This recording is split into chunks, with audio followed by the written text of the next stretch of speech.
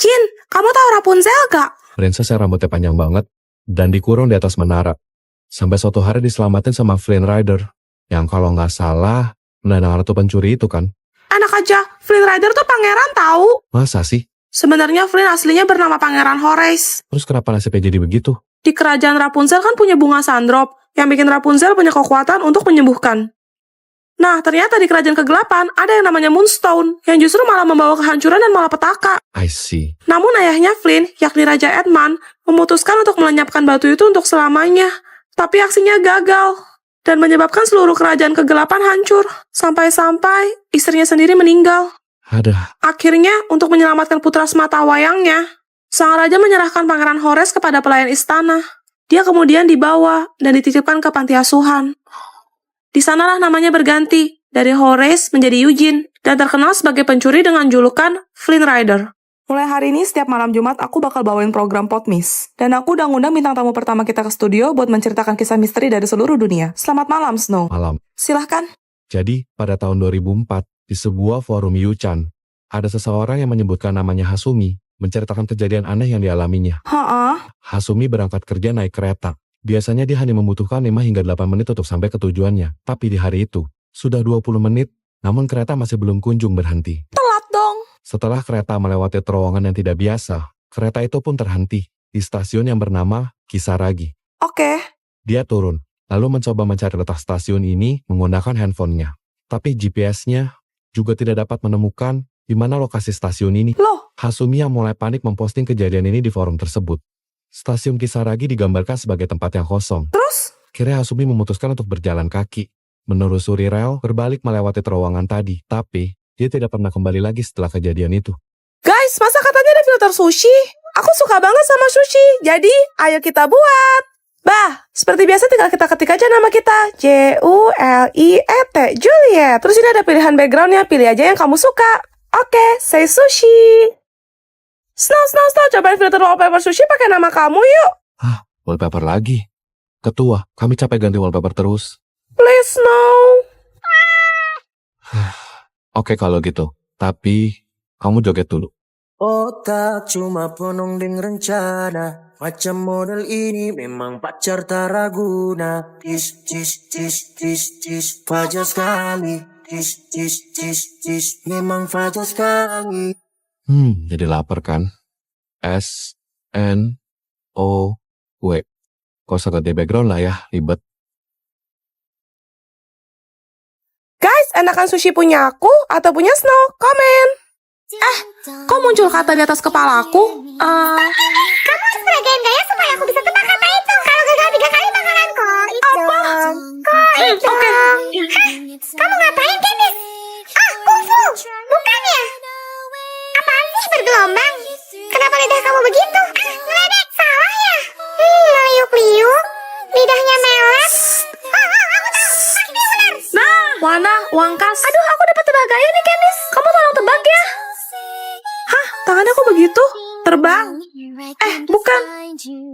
Kok gerung? Burung. Selamat kita, Candice. Makasih ya. Sama-sama, Wana.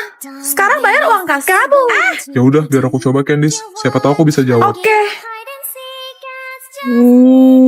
Slay. Oh, bukan pamer kuku.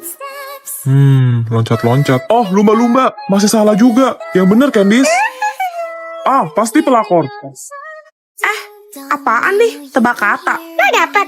Jadi lo harus jelasin katanya ke gue supaya gue bisa nebak kata yang lo dapet itu apa. Kendaraan roda 2. Sepeda. Salah ya, Diva? Oh ya, lupa bilang. Kesempatannya cuma 3 kali. Kalau salah kamu lo bakalan kok. Ngomong sih dari tadi. Kalau gitu, lo bisa dijemput sama abang Grab naik apa? Ya motor lah. Selamat. Wah, sekarang giliran aku nih yang dapat tebak katanya. Serius? Iya nih, mana katanya lumayan susah lagi. Kamu tenang aja, serahin ke aku, biar aku tebak. Tunggu dulu. Emangnya kamu bisa, Tifa? Gini-gini aku ranking 3. Hah, sejak kapan? Dari belakang sih. Mau gimana lagi? Aku percaya sama kamu, sayang. Oke, cluenya manusia bernafas menggunakan... Aku tahu, hidung. Salah, Tifa. Ayo dong, coba kamu pikirin lagi, sayang. Manusia bernafas menggunakan... Ya kamu kasih clue yang lebih jelas dong. Itu udah paling jelas banget, Tifa. Mulut. Aduh, bukan, Tifa. Masa kamu nggak tahu sih? Bernafas pakai... Oh, udara. Kenapa kau kesini lagi? Mau beli lagi kah? Enggak, aku gabut aja sih. Keliling. Tapi tempat kalian paling enak tahu kuenya. Jadi mau lagi. Ya udah tinggal baca menu aja tuh. Enggak mau. Aku trauma. Tuh kan kau sih, Ser. Trauma anak orang, ya tanggung jawab. Lah kok jadi aku? Itu kan cuma teknik keriting. Marketing. Ganti shift ya. Aku mau keliling ke stand yang lain, Bang. Oke, gantian si Fani sama Mita yang jaga. Jalan-jalan lah kau sudah sana. Jangan lupa pakai cara yang tadi ya. Membaca menu berarti membeli. Ih, kok rame? Pakai pesugihan ya? Kayak kok sepi, kurang sponsor ya. Jualan apa nih? Kok kayak berbahaya? Lebih berbahaya kau daripada jualan aku lah, Dek. Kan yang boleh ikut belajar cuma warga sekolah ini aja. Kok Om bisa ikut jualan? Hanya, selama ada orang dalam tak ada yang mustahil. Oh, gitu rupanya cara mainnya. Cepat mau beli apa? Ganggu orang jualan aja. Gak beli sih, nanya doang. Salah, saya lah pakai. Ma, minta duit jajan dong. Duh, pagi-pagi. Ayo Syifa, cepetan tanya. Kalau nggak kamu bakalan koit dong. Koit dong. Tuan Singa, sekarang waktunya untuk apa? Ya udah, Syifa ke sekolah dulu ya, Ma. Dah. Syifa bagi dong. Enak aja, Dek. Hah? Duh. Tuan Singa, sekarang waktunya untuk apa?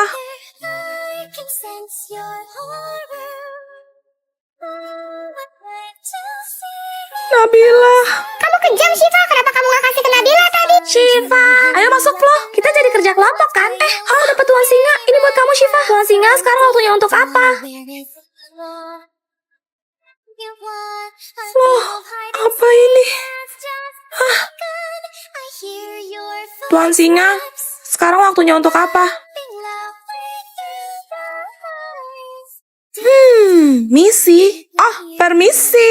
Coba misi-misi. Nama saya Susi. Grace, kamu dapat misi. Ini bukan bercandaan, Grace. Kamu disuruh ngapain? Kembali ke kelas dalam waktu 30 detik. Grace, kalau waktunya habis gak bakalan koit dong. Apa? Mampus.